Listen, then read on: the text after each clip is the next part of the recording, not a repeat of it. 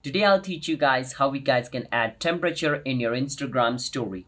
So it's pretty simple. After opening your Instagram, just click on your story at the top. From over here, you can choose any photo from your gallery or just click a random, photo from your Instagram's camera.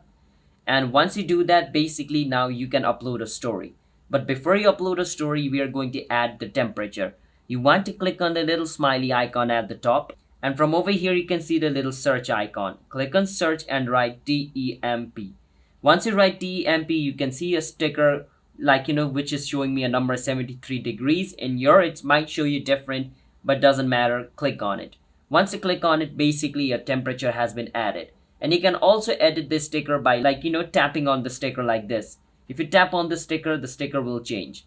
And you can choose whichever type of temperature you want to add. And just click on the arrow at the bottom right of your screen and click on share and click on done. And basically your story along with the temperature sticker is going to be added just like this on your Instagram story.